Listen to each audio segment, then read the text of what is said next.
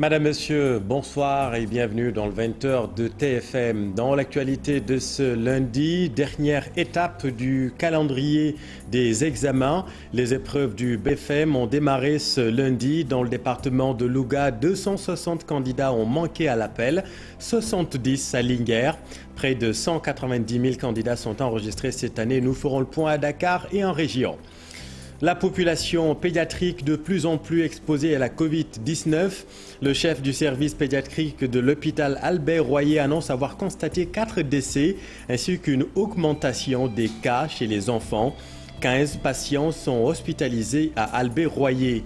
Démarche inclusive, faite de concertation, les leitmotifs du nouveau président de l'Union des magistrats sénégalais. Comment le nouveau bureau de l'US doit aborder la relation avec l'exécutif et comment matérialiser les réformes. Éléments de réponse dans ce journal. Et puis en politique, les Sénégalais sont-ils intéressés par la révision exceptionnelle des listes électorales? À 35 jours de la clôture des listes, la fréquentation des commissions est timide pour le moment, vous le verrez. En sport, beach soccer, Coupe du Monde de Russie 2021. Les 14 lions de la plage sont connus. Le sélectionneur Galasila a dévoilé la liste des Gaïndés. Les détails dans la page des sports.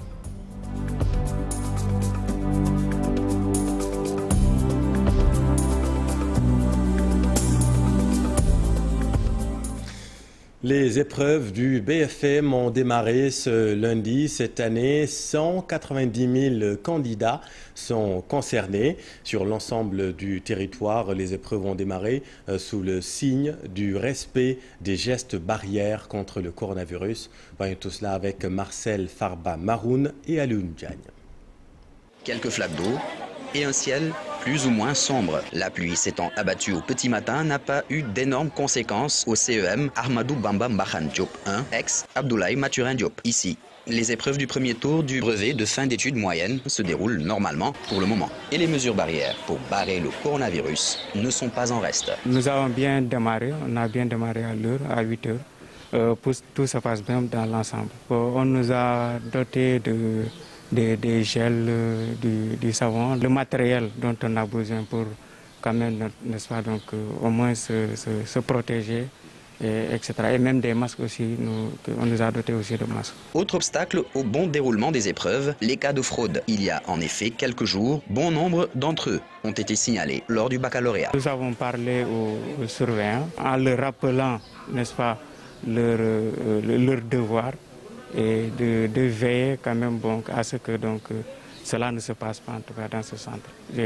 Nous avons confiance. Les téléphones, c'est interdit. D'ailleurs, en classe, les gosses rangent leur bagage devant. Donc ils n'ont qu'à leur table que leur feuille et les bics ou par exemple des crayons, en tout cas le matériel dont ils ont juste besoin pour composer. Rappelons que la session 2021 du premier tour du BFM a débuté avec la composition française pour les sections classiques, modernes et techniques et avec la composition arabe pour les élèves inscrits en franco-arabe. Pour l'instant, l'épreuve était abordable. Il y avait 2 sujets. L'une portait sur Maria Amba et l'autre portait sur le chômage. L'épreuve de la rédaction était abordable sur le chômage des jeunes. La première épreuve s'est passée bien, c'était facile quand même. Et je souhaite que les autres soient comme elle. J'ai confiance en moi. Les élèves ont ensuite effectué l'épreuve de dictée plus texte suivi de questions. Les épreuves de sciences de la vie et de la terre, SVT, et de langue vivante 1, LV1, compléteront ce premier jour d'épreuve. Et à l'intérieur du pays également, autorités académiques et administratives se réjouissent du bon déroulement des épreuves. L'inspectrice d'académie de Louga renseigne que le protocole sanitaire là-bas également a été respecté. En revanche, elle déplore l'absence de 260 candidats au niveau de Louga et 70 à Linguère. Nous sommes satisfaits. Les conditions d'examen sont remplies. Le lavage des mains, la prise en charge de la pandémie avec le respect des gestes barrières a été respecté. Il y a un dispositif de lavage des mains, les masques sont portés par les élèves et par les membres des commissions. Il y a également des gels hydroalcooliques qui sont mis à disposition.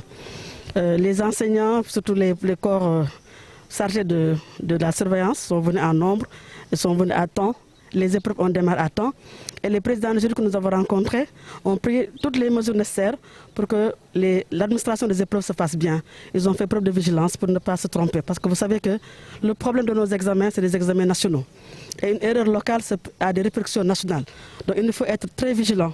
Donc vraiment, ils doivent être vigilants, très rigoureux envers eux-mêmes, envers leurs équipes, le secrétariat et tout, pour que vraiment le travail se fasse bien et qu'il n'y ait pas de perturbations majeures.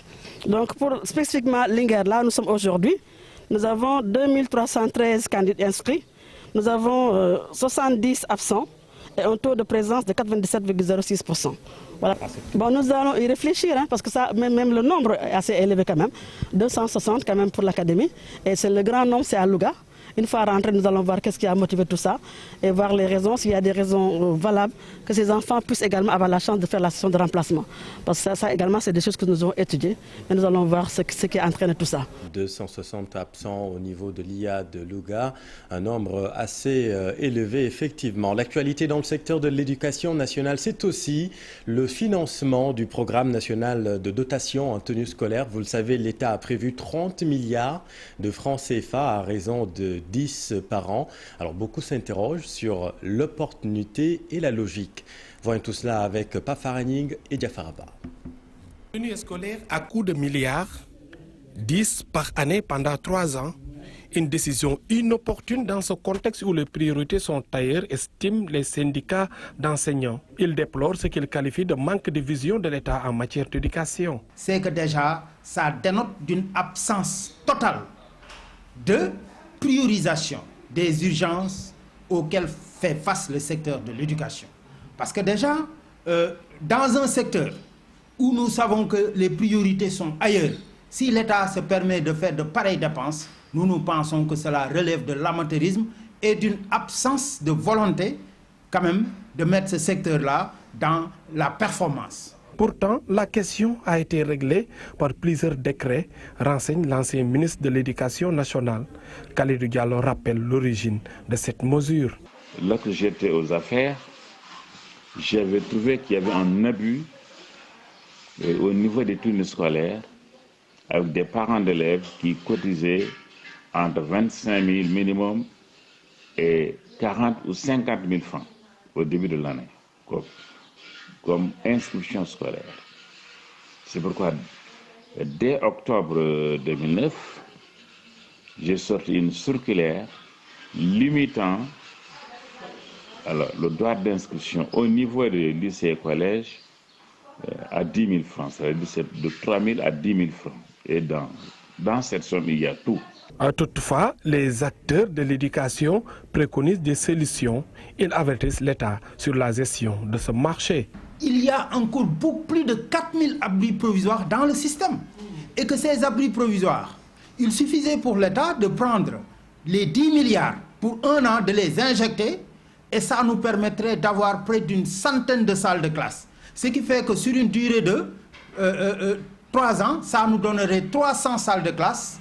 Et là, on réglera à la fois la question de l'ODD 4 qui parle de la question de l'accès à l'éducation, mais par ailleurs aussi la question de la qualité.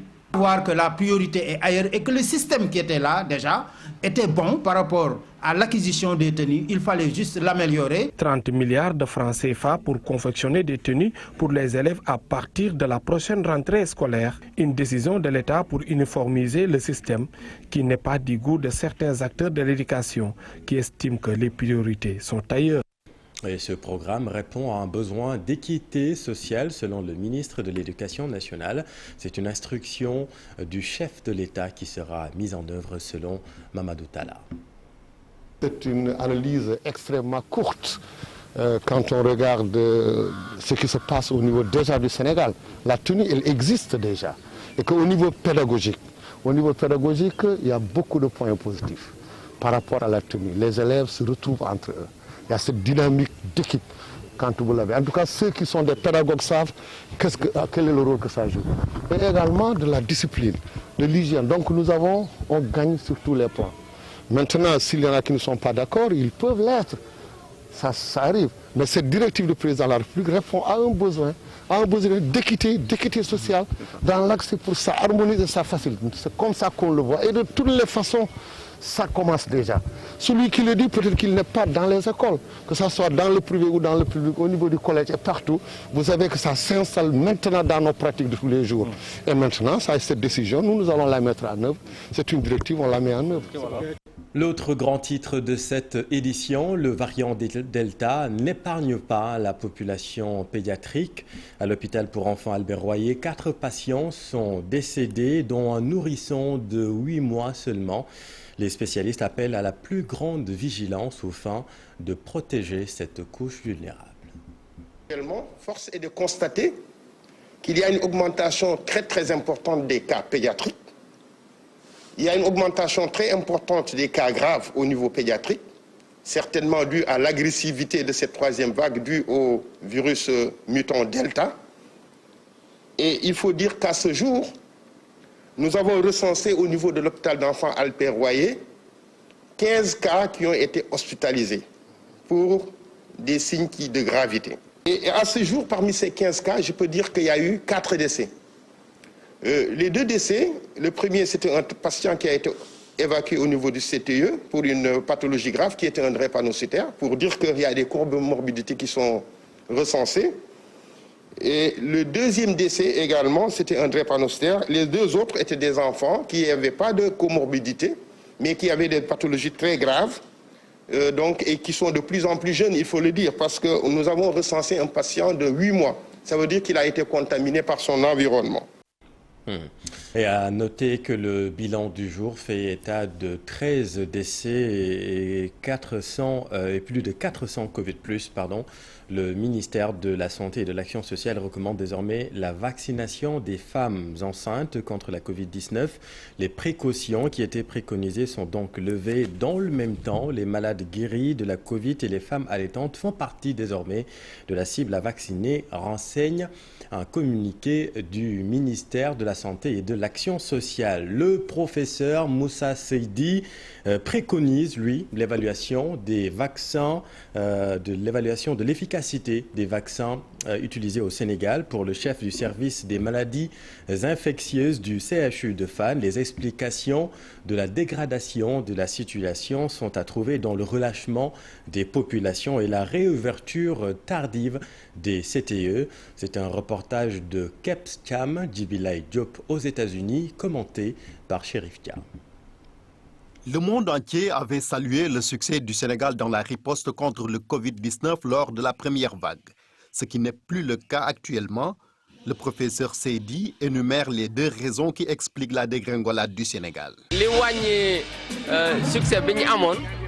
On a alerté sur la hausse des cas, mais je trouve qu'on a tardivement ouvert les centres de traitement des épidémies. Autre point, il y a le fait que les gens sont fatigués. Vous savez, porter les masques, respecter la distanciation, éviter les rassemblements, tout ça, c'est pour nous protéger, mais l'être humain peut être fatigué de ces mesures, ce qui le pousse à se relâcher. C'est naturel. Il faut toujours rappeler aux gens qu'il faut redoubler d'efforts. L'infectiologue insiste sur l'importance des gestes barrières dans la prévention, faute de quoi la prise en charge risque d'être difficile. Il y a 2 combats. Le premier, c'est de soigner les malades. L'autre, c'est de faire en sorte que les cas diminuent parce que plus ils augmentent, plus il sera difficile de soigner les malades. Vous pouvez rencontrer un malade qui a besoin d'oxygène ou de place et qui finit par succomber. C'est la raison pour laquelle soigner sans la prévention ne nous mènera à rien. Autre moyen de prévention, le vaccin. Efficace dans la lutte contre les formes graves, selon le chef du service des maladies infectieuses du CHU de Fann. Toutefois, il invite les autorités sanitaires à évaluer elles-mêmes l'efficacité des vaccins déjà utilisés ici. Depuis le commencement, en fait, je l'ai dit depuis le commencement, si on observe bien, on vous dit que tel vaccin est efficace, vous avez confiance en ce vaccin. Quand vous venez dans votre pays, vous devez voir si le vaccin que vous y retrouvez est aussi efficace qu'on le dit. Il y a des pays où l'efficacité est supérieure et d'autres où l'efficacité est inférieure. C'est pourquoi, nous aussi, nous devons revoir si dans le nôtre, ce vaccin est efficace. Et qu'on voit que l'efficacité est supérieure, tant mieux. Si c'est le contraire, on doit l'éliminer et ne plus l'utiliser. Il n'y a pas trop longtemps, j'avais proposé cela au Comité national de gestion des épidémies. C'est très important. Comité national de gestion des épidémies, je pense que l'on l'a solo. En attendant la réponse du CNGE sur les recommandations du professeur Moussa Seydi, la campagne de vaccination se poursuit avec au moins 1 035 558 personnes prises en charge selon le ministère de la Santé. Merci Chérif, et vous l'aurez compris, le professeur Moussa Seydi ne perd jamais l'occasion de remercier le président de la République. Normal, selon lui, le chef de l'État respecte sa liberté de parole en tant que scientifique. Il s'en explique au micro de Kepstiam. Je remercie le président Macky Sall. Je le remercie parce que je ne fais pas de la politique. Et pourtant, il m'a soutenu. J'ai obtenu un financement. Là, j'effectue l'extension. Il m'a donc aidé à mettre sur pied une fondation qui aide davantage la cellule. Donc, il m'aide dans mon travail. Le tout dans le respect de ma liberté, de mon indépendance, de mes pensées. Il ne s'immisce dans rien. C'est très important pour nous, enseignants-chercheurs. Nous n'avons que notre liberté. Et eux n'y cherchent aucun intérêt. Et le professeur Moussa Seydi s'exprimait à Denver, dans le Colorado, à l'invitation de la communauté sénégalaise vivant aux États-Unis. Il intervenait sur la gestion de la pandémie par le Sénégal. Vous l'entendrez plus amplement avec nos envoyés spéciaux Kepstiam et Djibilay Diop dans votre émission Diaspora tous les mardis. En deuxième partie de soirée, toute autre chose à présent, justice, le nouveau bureau de l'Union des magistrats sénégalais devra s'atteler à la matérialisation des réformes qui concernent l'indépendance de la magistrature et la question des recrutements. Comment le nouveau bureau va aborder la relation avec l'exécutif? Élément de réponse, Alassane Ba et Diafaraba. De nombreux défis attendent le tout nouveau bureau de l'UMS, mais le président du Forum des justiciables est convaincu que côté réforme, les propositions sont déjà faites par le bureau sortant. Il s'agit de se battre pour l'application. Quand on parle de l'indépendance de la justice, le magistrat qui est visé, c'est le magistrat du siège. C'est le magistrat du siège qui est censé être protégé par ce qu'on appelle le principe de l'inamovibilité. Et aujourd'hui, dans la pratique, l'on se rend compte que ce principe de l'inamovibilité, parfois, est détourné. Parce que le plus souvent, ces magistrats sont, sont affectés à des titres intérimaires. Ils ne sont pas titulaires. Donc je pense que le nouveau président a un défi à relever. Il faudrait qu'il se batte pour que les réformes, en tout cas, qui sont déjà proposées, parce qu'il n'y a rien à réfléchir. Il est vrai, le constat est là, les présidents se succèdent. Le combat de l'UMS, effectivement, en tant qu'association, c'est de tout faire pour qu'il y ait un renforcement de l'indépendance de la justice. Comme j'ai l'habitude de le dire, l'indépendance de la justice, c'est un idéal à atteindre. Tout de même, le Sénégal, la justice sénégalaise reste une justice indépendante. Mais je pense aujourd'hui que le changement de président doit quand même inciter à la continuité dans les rapports entre le pouvoir exécutif et le pouvoir judiciaire. Parce que ce ne sont pas des rapports de domination, mais ce sont des rapports interdépendants. Il faut des recrutements pour régler beaucoup de problèmes, comme par exemple celui des longues détentions. Si le bureau qui vient d'être élu insiste sur l'application des réformes, cela d'abord, comme je l'ai dit, ça va renforcer le bon fonctionnement du service public de la justice, parce qu'aujourd'hui, si vous allez dans les cabinets des juges d'instruction, vous allez vous en rendre compte que les juges d'instruction sont submergés, ils sont vraiment débordés. Donc dans un premier temps, il faut aller dans le sens de recruter des magistrats pour également soulager les cabinets d'instruction. Parce que si aujourd'hui les juges d'instruction travaillent dans des conditions extrêmement difficiles, qu'ils sont submergés, cela va avoir des conséquences sur la question des longues détentions. Lors des avocats sans commentaire sur ces différentes questions abordées, souhaite la bienvenue et plein de succès au nouveau président. Merci Alassane. En politique, révision exceptionnelle des listes électorales. Vous avez jusqu'au 14 septembre. Timide fréquentation des commissions pour le moment à 35 jours de la clôture des listes. À Saint-Louis, par exemple, la commission n'a enregistré que 175 primo-votants et 50 changements d'adresse. Dans ces commissions, seuls quelques partis politiques sont représentés. Vous allez le voir dans ce sujet réalisé par Ousseynou Diop et Habib Seck. Ce n'est pas encore le grand rush dans les lieux de révision exceptionnelle sur les listes électorales à Saint-Louis. À la préfecture, seuls quelques primo-votants ont répondu présents aujourd'hui. Ils ont été accueillis par le président de la commission. Les opérations depuis le 31 juillet et à ce jour nous avions déjà eu une inscription de 175 primo-votants et 50 demandes de modification au changement d'adresse électorale. Et si les citoyens viennent au compte-gouttes pour s'inscrire et être aptes à accomplir leur devoir civique, pour les représentants des partis de l'opposition, les dossiers administratifs sont très difficiles à rassembler, surtout pour les primo-votants. Certains souhaitent même la décentralisation des commissions dans les grands quartiers de Saint-Louis. Il pouvait y avoir une décentralisation, effectivement, des inscriptions. Vous voyez ici, il y a des gens qui sont en bas, qui veulent s'inscrire et puis ils ne peuvent pas venir ici au niveau de la salle. Mais je pense que des quartiers comme Pikine, des quartiers comme Gendar, ils pouvaient avoir effectivement une commission. Pour les lenteurs administratives, parce qu'au niveau surtout de la mairie, et aussi dans les quartiers, parce que certains citoyens, pour obtenir leur papier, parfois c'est un peu difficile, parce qu'il y a beaucoup de procédures à faire pour obtenir leur papier administratif. Pour le représentant de la coalition présidentielle, l'administration n'est pas responsable de cette situation. Il accuse les partis politiques et les appelle à sensibiliser davantage leurs militants. C'est ça que je pense, moi. Les lourdeurs que les gens disent, moi, je n'en vois pas. Je n'en vois pas, en tout cas, de ma part, je n'en vois pas. Les gens ont été avertis depuis belle lurette. Il fallait prendre les dispositions idoines par rapport pour pouvoir s'inscrire et faire le devoir de citoyenneté. À Saint-Louis, seuls 175 primo-votants ont été enregistrés depuis le début des opérations.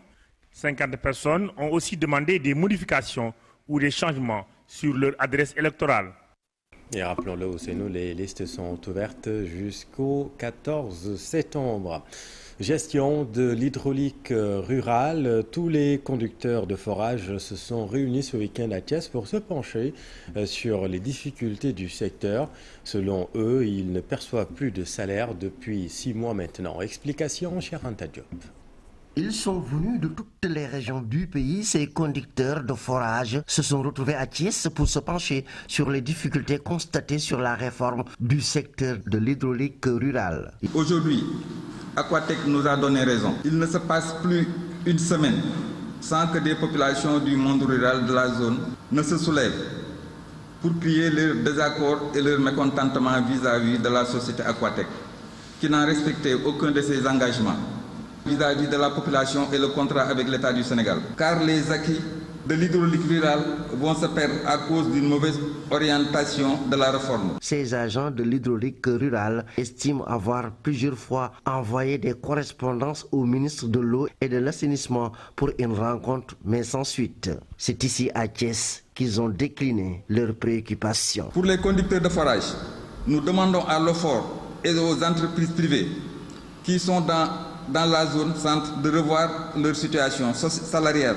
Une concertation sincère afin de garantir l'emploi. Les agents contractuels, la valorisation salariale vu les connaissances, les compétences professionnelles et les expériences acquises. Les retraités, cette situation demeure toujours car les cotisations à l'IPRES ne sont pas régulièrement versées, que les emplois soient préservés et que le prix de l'eau dans la zone centre soit revu à la baisse. Le syndicat national des travailleurs de l'hydraulique rurale lance ainsi un appel au chef de l'État pour qu'il prenne en charge les difficultés du monde rural. Merci beaucoup, cher Anta. Dans l'actualité sportive, beach soccer, la liste des lions de la plage sélectionnés pour la Coupe du Monde Russie 2021 est dévoilée par le sélectionneur Ngalasila. Ils sont au nombre de 14, dont le capitaine et gardien de but Al-Seni Ndiaye, également Ibrahima Baldé et Amadouba qui font leur retour après avoir manqué la CAN remportée à domicile pour sa 6e participation à la Coupe du Monde. L'équipe nationale du Sénégal se retrouve dans le groupe D en compagnie du Portugal, de l'Oman, de l'Uruguay, une compétition prévue du 19 au 29 août. Basket à présent, 6 ans après son dernier sacre, Dakar Université Club remonte sur le toit du National 1. Messieurs, un beau champion, un sacre mérité selon les spécialistes de la balle orange. Cher Sadibou Diarra. Dakar Université Club, maître du National 1 masculin. Grâce à sa victoire d'1 point, 66 à 65 en finale du championnat, Duc met fin au règne de 4 ans de l'AS Douane. Un triomphe plus ou moins surprenant. On peut parler de surprise quand on regarde que c'est la Douane qui a dominé le basket durant les 5 dernières années. Donc pour beaucoup, ça a été quand même une surprise, mais il faut reconnaître que le Duc a fait d'excellentes choses durant cette saison. De nouveaux dirigeants, un effectif rebâti à l'intersaison, le club estudiantin n'a pas voilé son titre. Également dominé de son côté ces matchs avec de très bons joueurs, des internationaux, avec de bons techniciens, de bons dirigeants. Donc ça s'est joué sur des détails, mais bon, c'est ça le basket également. Un sacre qui se joue sur une petite différence, la preuve d'un championnat 2020-2021 très disputé. On a quasiment les mêmes qui ont survolé également le championnat comme par le passé. Mais on a vu quand même beaucoup d'équipes qui ont su quand même tenir tête aux grands. Donc c'était un très bon championnat. Les conditions n'étaient pas tellement réunies avec cette pandémie de Covid. Mais c'était quand même un très bon championnat, un championnat très très relevé. On a eu de très bons matchs. On a eu de très bons matchs durant quand même cette saison. En détrônant l'AS Douane, Duc est à son 5e titre de champion. Il décroche par la même occasion une qualification à l'African Basketball League. Merci, cher Sadibou. Et puis toujours en basket, retenez Coupe du Sénégal chez les dames. L'AS Ville de Dakar remporte la finale devant le Dakar Université Club 67 à 49. AS Ville de Dakar est déjà à son 2e trophée de la saison après celui de la Coupe du Maire. Et puis nous venons de l'apprendre, des organisations de défense de droits de l'homme, en l'occurrence RADDHO, Afrikajom Center et le Forum du Justiciable demandent l'allègement des conditions de détention de Hissène Habré, incarcéré, vous le savez, depuis 2013 à la prison de Cap Manuel. Au début de l'épidémie au Sénégal, l'ancien président du Tchad avait été placé en résidence surveillée durant 2 mois. Donc des organisations de défense des droits de l'homme réclament l'allègement des conditions de détention de Hissène Habré. Voilà, c'est la fin de cette édition. Merci infiniment de l'avoir suivi. L'info continue dans Soir d'Info avec Barthélémy Ngom. Vous recevez ce soir le député maire de Vélingara. C'est à vous. Merci.